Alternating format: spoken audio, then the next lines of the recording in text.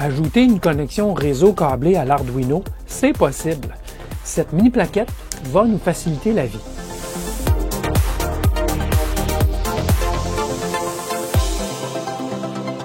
Bidouilleurs, bidouilleuses, salut! Il ne nous viendrait pas intuitivement à l'idée d'ajouter de la connectivité Ethernet et TCP/IP à un petit microcontrôleur. On s'imagine par exemple que la puissance et la mémoire disponibles sur un Arduino Uno, disons, c'est bien insuffisant pour soutenir un réseau de communication complexe comme TCP/IP et Ethernet. Eh bien non, pour les petits microcontrôleurs, il existe de l'aide extérieure. Un exemple est la puce ENC28J60 de Microchip, que contient la mini plaquette que je vais vous montrer aujourd'hui. Le 28J60, c'est un contrôleur Ethernet complet, incluant le PHY, donc la couche physique, et interfaçable au microcontrôleur via un port SPI. Le gros du travail, soit l'interface au réseau, est donc accompli par le 28J60. Pour le microcontrôleur, il reste tout de même les couches supérieures, la couche IP et les applications à couvrir. Des librairies d'implémentation existent justement pour les plateformes de microcontrôleurs les plus courantes. J'ai choisi d'y aller aujourd'hui avec l'Arduino Uno. Question de voir ce qu'on peut accomplir avec un petit microcontrôleur 8 bits comme l'Atmega 328P. Mon but aujourd'hui est de vous présenter la mini plaquette et non pas toutes les possibilités d'interface, de protocoles et de logiciels qui peuvent l'utiliser. Dans les minutes qui vont suivre, je vais donc cheminer vers la création d'un serveur de page web Arduino très basique qui permettra le contrôle de 2 relais. Regardons d'entrée de jeu en quoi consiste la puce ENC28J60. Alors oui, le ENC28J60 de Microchip, c'est un contrôleur Ethernet avec une interface SPI et il est autonome jusqu'à un certain point, bien sûr. Il faut l'interfacer quand même pour le configurer et échanger les données avec le microcontrôleur. Alors, c'est pleinement compatible avec les réseaux 10, 100, 1000 bases T, donc les réseaux Ethernet 802.3. Ça intègre toute la fonctionnalité des adresses MAC et tout l'aspect aussi PHY, donc le PHY, c'est-à-dire la couche physique du réseau. Donc les signaux Ethernet qui vont sur les câbles sont produits par cette puce. Alors bien sûr, il y a la détection de polarité qui est de nos jours un must. Il peut y avoir 2 modes de fonctionnement, plein duplex ou demi-duplex, donc full ou half duplex, c'est-à-dire un sens à la fois ou les 2 sens en simultané. Il y a tout ce qu'il faut pour le mécanisme de retransmission de collision. Il y a aussi ce qu'il faut pour rejeter des paquets qui sont erronés. Et on a une interface SPI qui peut potentiellement rouler jusqu'à 20 MHz. Bien sûr, ça va dépendre du microcontrôleur, on s'entend. Alors, la puce, c'est une puce de 28 broches, qu'elle soit en format QFN ou en format DIP, si on peut dire, comme ceci. En fait, c'est un SOIC ou SSOP. On va voir sur la plaquette que c'est le format SSOP. Alors, illustré autrement, le ENC28J60 s'interface directement à un transformateur Ethernet externe. Donc, les signaux sont produits par la puce, mais on passe à travers le classique transformateur Ethernet avec les terminaisons et le rejet des signaux en mode commun sur un connecteur RJ45.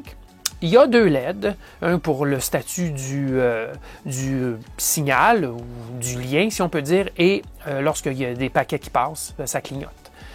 De l'autre côté, du côté microcontrôleur, on a les fameux signaux classiques de SPI. Et il y a aussi un signal d'interruption qui peut être utilisé. Donc, c'est ici que nous, on va se concentrer avec l'Arduino. Alors, vous comprendrez que cette puce s'occupe des 2 premières couches du réseau, c'est-à-dire la couche physique et la couche Ethernet. Et je veux être bien clair au niveau, quand je parle de couches, là, il y a des modèles qui expliquent les différentes couches d'un système TCP/IP. Bien, voici ce que je veux dire par cela.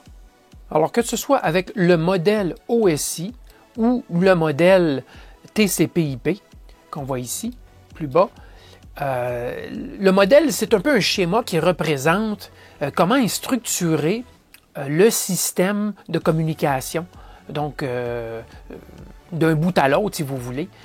Et bien sûr, par la couche la plus basse, ce sera la couche physique, que ce soit dans le modèle OSI ou le modèle TCP/IP. Et quand on parle de couche physique, on parle des signaux électriques, on parle aussi du signal radio. Donc, c'est vraiment l'aspect physique du réseau. C'est la couche 1. La couche 2, c'est la couche de liaison. Normalement, on parlera de la couche Ethernet. C'est la couche, elle, qui fait l'aspect établissement de la connexion, l'adresse MAC. Et ce sont des protocoles qui sont de plus bas niveau, qui sont utilisés dans la couche 2. La couche 3, c'est la couche IP. Et là, on commence à parler d'un petit peu plus d'intelligence, donc validation de l'adresse IP et ainsi de suite. Et plus on monte, et on va chercher les applications un petit peu plus, la couche de transport, TCP, UDP, si vous connaissez un petit peu les réseaux, là, vous comprendrez ces différents protocoles, jusqu'à la couche d'application qui normalement est roulée par exemple sur votre ordinateur, là, le protocole HTTP pour les pages web par exemple, ou le protocole FTP pour échanger des fichiers, ou une connexion Telnet.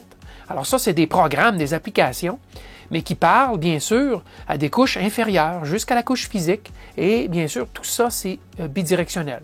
Alors, dans un modèle ou dans l'autre, que ce soit le modèle TCP/IP qui a moins de couches, la puce ENC 28J60 prend en charge les deux premières couches, la couche physique et la couche de liaison. La couche IP et les couches supérieures, ce sera l'Arduino qui va s'en occuper. C'est bien sûr le code source qu'on développe dans l'Arduino pour gérer les différents protocoles qu'on veut utiliser. Alors voici la plaquette ENC 28J60. C'est expédié dans un petit sac antistatique approprié, ça c'est parfait. Alors, qu'est-ce qu'il y a sur cette plaquette? On a évidemment la puce ENC 28J60 en format TSSOP. On a évidemment aussi un cristal, un quartz qui pilote, qui cadence la puce ENC 28J60. 25 MHz, c'est très souvent le taux ou la fréquence utilisée pour cadencer tout ce qui touche réseau Ethernet 10, 100 ou 1000. Donc, pas surprenant que ce soit 25 MHz. Alors, qu'est-ce qu'il y a aussi sur la plaquette? Il y a ce connecteur RJ45 équipé de deux LED, une jaune et une verte. Alors, c'est le HR911105A. Et si on regarde ce que c'est, c'est essentiellement un connecteur RJ45 avec une série de transformateurs d'impédance et en mode commun, avec des terminaisons aussi, et les LED intégrés bien sûr. Tout ça dans un seul boîtier, ce qui simplifie beaucoup le montage. Donc on a la puce, on a le connecteur transformateur, le quartz et une série de condensateurs résistance autour, bien sûr. On a aussi évidemment un connecteur que je vous montre ici avec les différents signaux SPI ainsi que l'alimentation 5 volts. Alors, les différents signaux sont détaillés ici. Malheureusement, ST, ce n'est pas un signal SPI, mais lorsqu'on fait le branchement, on comprend vite ce que ces signaux veulent dire. CS, c'est évidemment Chip Select. RST, c'est Reset. SO, c'est la sortie. ST, c'est l'entrée. Et le signal CLK, c'est l'horloge.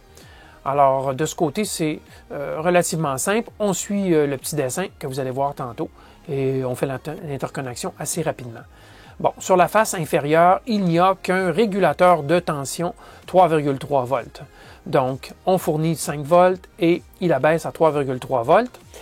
Cette puce, le NC28J60, elle est compatible 5 volts. Donc, sur ses entrées, elle tolère des signaux logiques 5 volts, bien que son alimentation est de 3,3 volts. Alors, c'est bon à savoir. Et donc, ça fait le tour de la plaquette. Donc, connecteur très classique, à espacement classique. Donc, on peut utiliser des câbles d'interconnexion traditionnels là, sans difficulté. Alors, allons-y, branchons tout cela. Faisons nos premiers essais. Alors, voici le montage pour les essais d'aujourd'hui, le montage de base. On envoie les alimentations 5 volts et masse à la plaquette sur ces entrées 5 volts VCC et masse. Bien sûr, il y a un régulateur qui va abaisser à 3,3 volts. Les autres signaux, comme on le sait, sont compatibles, c'est-à-dire que c'est bien une puce 3,3 volts, mais on peut l'alimenter de signaux 5 volts sans problème, sans risque. Donc, on a 4 signaux à brancher pour le port SPI. Et j'attire votre attention sur le Slave Select SS ou si vous voulez le Chip Select CS.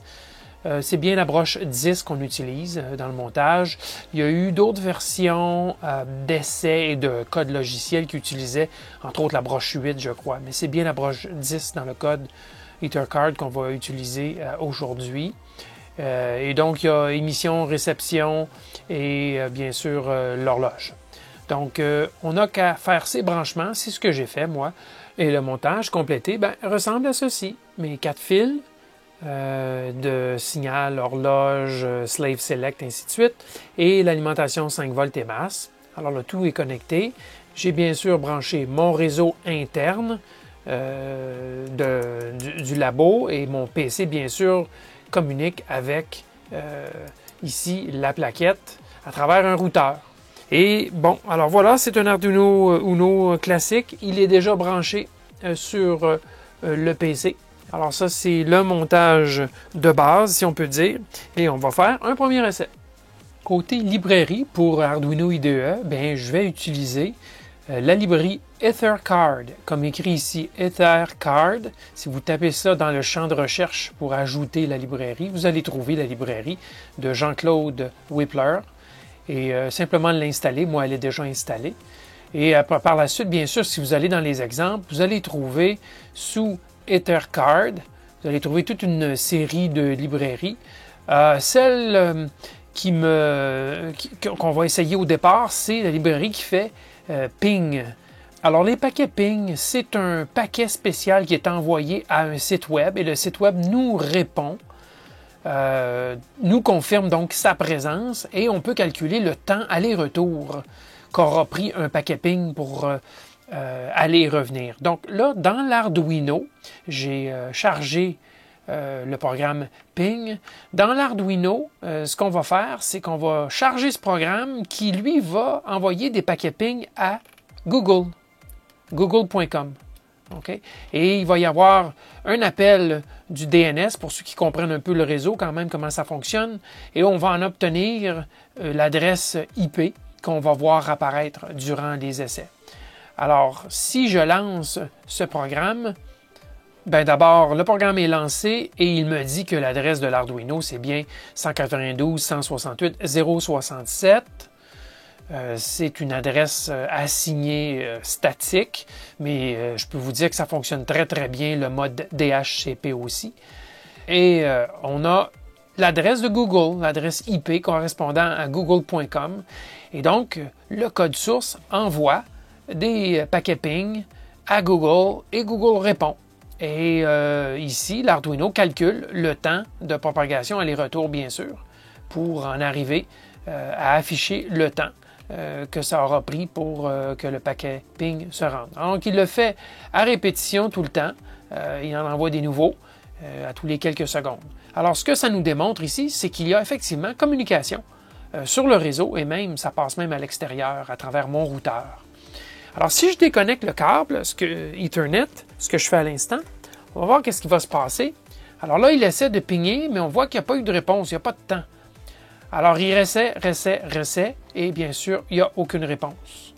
Alors, je vais reconnecter le câble réseau sur le ENC 28J60, et voilà, c'est fait, et vous avez tout de suite vu une réponse. Donc, tout est fonctionnel au niveau réseau. Maintenant, on pourra faire un autre test. Pourquoi pas une petite page web vraiment simpliste. Alors, voici comment fonctionne la simple page web. Si je vais à l'adresse 192.168.0.67, c'est l'adresse IP que j'ai définie dans le code, vous allez voir tantôt, bien, il y a un serveur web qui me répond, qui affiche tout simplement électrobidouilleur. Ce serveur web montre un exemple très simple de page web via Arduino et ENC 28J60. Cool, n'est-ce pas? Ouais, bon, très, très simple. Allons donc voir le code source Arduino qui produit ceci. Alors, pour créer cette petite page web très simple, j'ai utilisé l'exemple Back Soon qui est disponible dans les exemples d'Arduino. Mais je l'ai traduit, j'ai vraiment simplifié certaines choses. Alors, bien sûr, j'utilise EtherCard, qui est bien sûr la librairie Ethernet qui supporte le ENC 28J60. Il y en a d'autres, mais moi, c'est celle-ci que j'ai choisie et ça semble bien fonctionner. Alors, je désactive la fonction DHCP. Je veux une adresse IP statique. Je ne veux pas que le routeur assigne une adresse IP. Ce que je fais ici, ce sont des instructions à l'assembleur. Essentiellement, si j'ai choisi d'être en mode statique, ben c'est cette ligne de code-ci qui va être utilisée. Ces deux lignes-ci qui vont être utilisées. Donc, je force l'adresse fixe et l'adresse du gateway aussi, une adresse fixe. Là, vous voyez toutes ces lignes il y en a d'autres dans le setup, dans la fonction setup aussi, là, qui sont toujours là. Avec cette librairie-là, on va toujours laisser ces lignes-là, puis on va essentiellement les laisser tranquilles, bien sûr. Alors, je définis aussi une adresse MAC. L'adresse MAC, bien sûr, c'est l'adresse de couche numéro 2. Donc, c'est l'adresse physique du ENC 28J60. Alors, je l'assigne. Ça peut être n'importe quoi en autant que c'est unique sur le réseau interne. Et je définis aussi une mémoire tampon. C'est vraiment la librairie qui demande cela. Elle a besoin d'une mémoire tampon, d'un buffer. Ici, on définit 500 caractères. C'est que tout ce qui est envoyé et tout ce qui est reçu passe par cette mémoire tampon. Donc, il faut qu'elle soit suffisamment grande, entre autres pour contenir ceci. Et bien d'autres choses. Donc 500, ça fonctionne bien pour ce petit exemple. Vous allez voir tantôt qu'il faut l'augmenter pour quelque chose d'un peu plus complexe.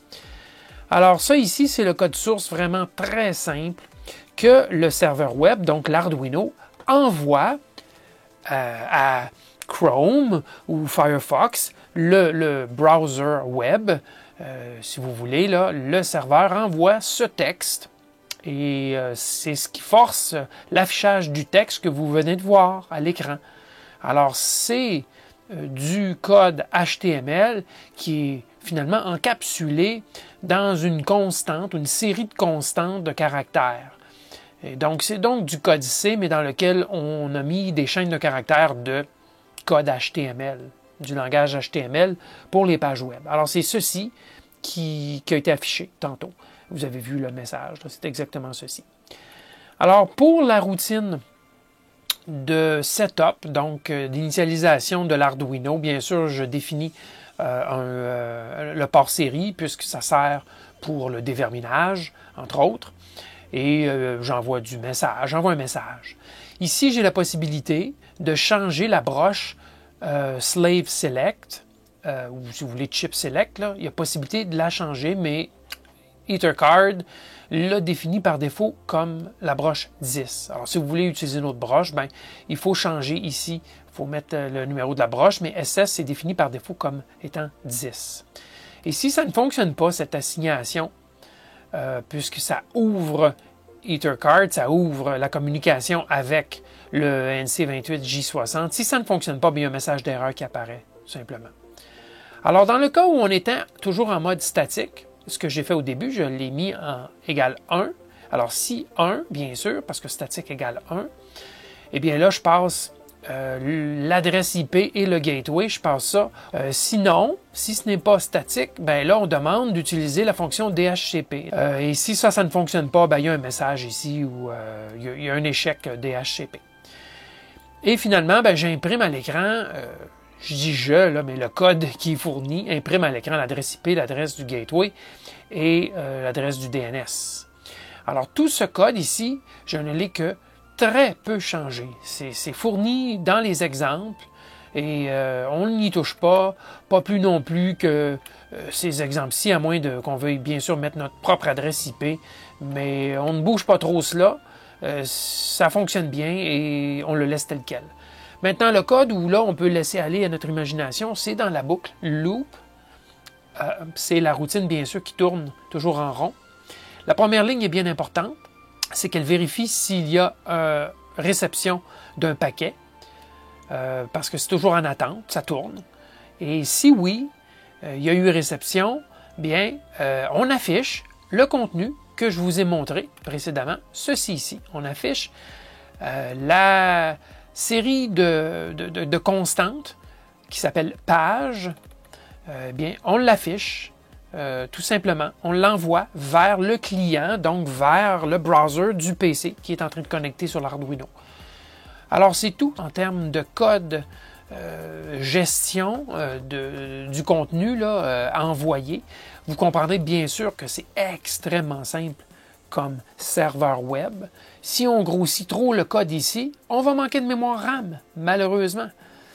Parce que le buffer ici, on n'a que 2 kilooctets disponibles. Donc, il ne faut pas défoncer, incluant toutes les autres utilités que l'Arduino lui-même fait de la mémoire RAM, en plus des mémoires, donc des variables qu'on définit. Maintenant, on va aller une petite coche plus loin. On va ajouter des boutons et on va contrôler des relais. Alors, pour l'essai suivant, je vais contrôler des relais à partir de l'Arduino Uno et, bien sûr, une page web. Alors, j'ai conservé, bien sûr, les branchements que je vous ai décrits précédemment pour la plaquette de ENC 28J60 et j'y ai ajouté la plaquette de relais. Ce sont 4 relais, c'est une mini plaquette. Je vais en contrôler 2 aujourd'hui. Cette mini plaquette, je l'avais décrite dans la vidéo numéro 250 et je fournirai le lien, bien sûr, dans la description sous cette vidéo. Alors, cette plaquette-là nécessite des signaux logiques, donc haut, bas, pour activer ou désactiver. En fait, c'est le contraire. Lorsque le signal est haut, le relais est inactivé, donc en position repos. Et lorsque le signal logique est bas, le relais devient activé. Alors, en plus des 2 signaux logiques que je vais prendre sur les broches 2 et 3 pour le relais 1 et le relais 2, je dois aussi fournir une alimentation 5 volts, ce que je fais ici, tout simplement. Donc, branchement assez simple, broche 2, broche 3 va sur IN1 et IN2 pour contrôler les 2 premiers relais. Bien sûr, j'aurais pu brancher une charge ici, même quelque chose sur le secteur si j'avais voulu, mais vous allez voir les LED ici qui vont s'allumer pour nous donner le statut des relais, puis on va les entendre cliquer aussi. Alors, allons-y. Alors, voici l'apparence de la page web. Le serveur, donc l'Arduino Uno, se trouve à l'adresse 192.168.0.67. Et bien, c'est très simple comme site web et les pages web, comme vous voyez. C'est à sa plus simple expression. J'ai mis un titre et j'ai mis des boutons. Donc, relais 1 allumé, relais 1 éteint, relais 2 allumé, relais 2 éteint. Et je vais mettre en superposition, bien sûr, la vue en plongée du montage. Et bien, je vais envoyer le bouton, je vais peser sur le bouton pour envoyer la commande d'allumer le relais 1. Et si vous regardez, vous allez voir que la LED, vous l'avez vu, la LED s'est allumée vis-à-vis le relais 1. Et si je l'éteins, je pèse ici et la LED s'est éteinte. Et je peux faire la même chose pour le deuxième relais. Ce sera la deuxième LED qui s'allume et je l'éteins en pesant ici, tout simplement. Je vous fais entendre les bruits de relais. Comment est-ce que ça fonctionne? Bien, c'est assez simple. L'adresse 192.168.0.67, elle est augmentée de la commande, si vous voulez, qu'on veut envoyer au serveur web, c'est-à-dire à l'Arduino. Alors, si vous regardez bien le champ qui est ici, quand j'appuie sur relais 1 on, ben, ça envoie barre oblique, point d'interrogation, relais 1 égale on. Et si j'appuie sur le off, ben, j'aurais envoyé relais 1 égale off. Donc, c'est une concaténation de l'adresse et de la commande, finalement, qu'on envoie un peu comme un paramètre. Et c'est la même chose pour le deuxième relais. À ce moment-là, j'enverrai relais 2 on. Alors, c'est une page web, comme vous voyez, extrêmement simple. Maintenant, il y a des raisons pourquoi elle est très très simple. C'est parce que l'Arduino, il est très limité en ressources de mémoire. Allons justement voir le code source pour faire fonctionner tout cela. Alors, le code source est très similaire à l'exemple précédent de la page web simple. Donc, je saute les parties que je vous ai déjà expliquées, mais je définis quand même deux broches. Là. Je définis deux constantes, si vous voulez. Je veux que relais 1, ça égale à 2, puis que relais 2, ça égale à 3. C'est les broches, la broche 2 et la broche 3, sur lesquelles on s'est branché, bien sûr. Alors, je vais utiliser ces étiquettes relais 1 et relais 2 dans le code, plutôt qu'utiliser 2 puis 3. J'ai grossi la mémoire tampon en 800, puisque 500, ce n'était pas suffisant pour envoyer tout ce texte.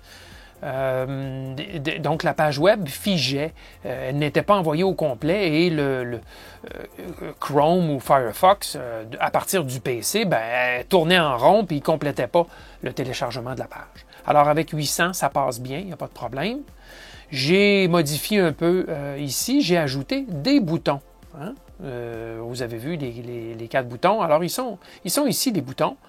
Bien sûr, ce sont des boutons qui envoie, qui nous renvoie, si vous voulez, à une autre adresse IP, un autre site web, mais c'est bien le même site web, 192.168.0.67. C'est bien l'adresse IP du serveur Arduino, serveur web, mais on l'augmente de la fameuse commande. Et il y a 4 possibilités, relais 1, relais 2, on, off. Alors, quand on appuie sur le bouton, ça vient substituer dans la barre d'adresse que vous avez vu tantôt. Ça vient ajouter, ça vient substituer, si vous voulez, l'adresse avec ceci. Et c'est là qu'on va. Donc, on va à nouveau vers l'Arduino, sauf qu'on y ajoute le paramètre qu'on passe. Et l'Arduino, lui, va digérer ce paramètre-là pour savoir quoi faire avec. Alors, ça, c'est le contenu de la page web que l'Arduino envoie vers le client, vers le browser web.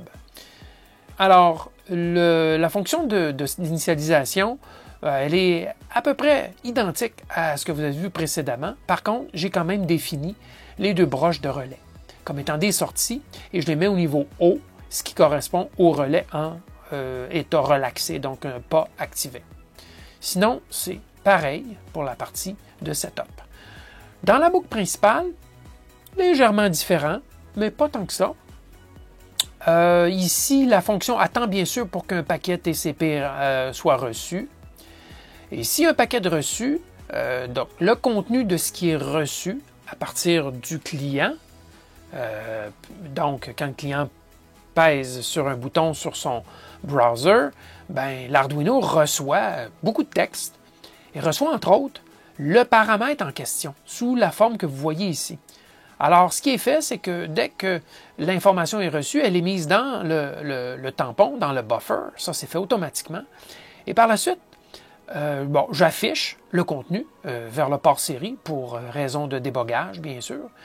Mais le vrai travail là, pour allumer et éteindre le relais, c'est qu'il s'agit de chercher dans tous les caractères qui sont reçus par l'Arduino, par le web, donc envoyés par le client, chercher pour la fameuse petite chaîne de caractères, puisque c'est une commande qu'on appelle GET en langage HTML. C'est un GET lorsqu'on appuie sur un bouton comme ça. Alors, il cherche pour GET relais 1 off, et s'il le trouve, tout simplement, il va activer ou désactiver le relais en envoyant la broche en question, la broche relais 1 là, au niveau haut. Si par contre, il reçoit la commande get on, relais 1 on, là, il va mettre la broche au niveau bas. Et je fais cela pour les 4 possibilités. Donc, les 4 interrupteurs sont validés ici. Et si ce n'est pas un, je vérifie pour l'autre. Si ce n'est pas l'autre, je vérifie pour le suivant, et ainsi de suite. Parce que c'est un if et des else if. Alors, celui-ci, sinon celui-ci, sinon celui-ci, sinon celui-ci.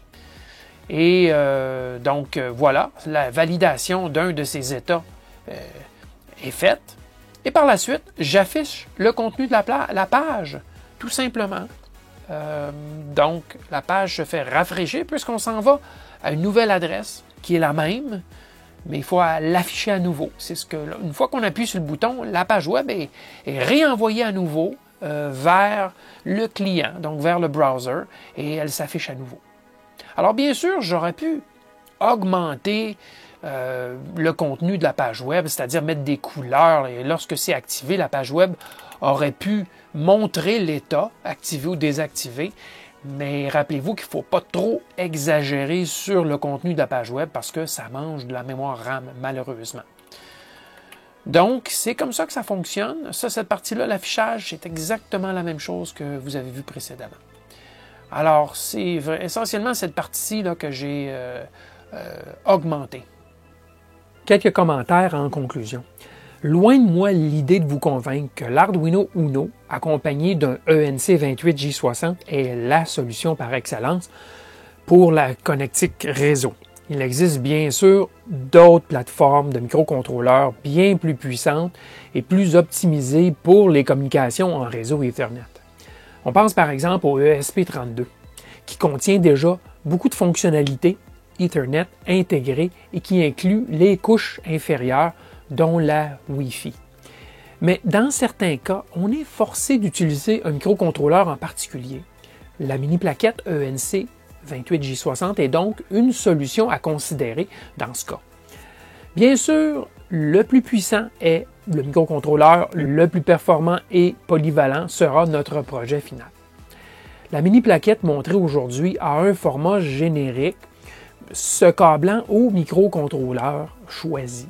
Mais il existe des formats sur mesure pour différentes plateformes de développement. Par exemple, pour l'Arduino Uno, on peut se procurer une plaquette Shield, un bouclier ENC28J60, se connectant directement à l'Arduino Uno sans nécessité de câblage. J'ai choisi la librairie EtherCard pour faire le soutien du ENC28J60 aujourd'hui, car c'est celle-ci, la EtherCard, qui semblait répondre aux besoins que j'avais. Mais il existe beaucoup d'autres librairies disponibles juste dans le catalogue de l'Arduino IDE, l'environnement. Il est possible qu'une autre librairie m'aurait facilité le travail. Par exemple, l'une des librairies disponibles est optimisée pour la fonction serveur web HTTP. À vous donc de choisir celle qui vous convient en fonction de ce que vous voulez faire et en fonction bien sûr du microcontrôleur choisi. De nos jours, tout l'aspect Internet des objets permet des solutions très intégrées avec le web. On est tous ouverts d'ailleurs à vos suggestions dans les commentaires sous la vidéo. Bien voilà, j'ai découvert une solution bien pratique que cette mini-plaquette ENC28J60. Peut-être est-ce que ça vous donnera des idées de projet? Le but visé, c'est cela. Merci de votre soutien continu et à la prochaine.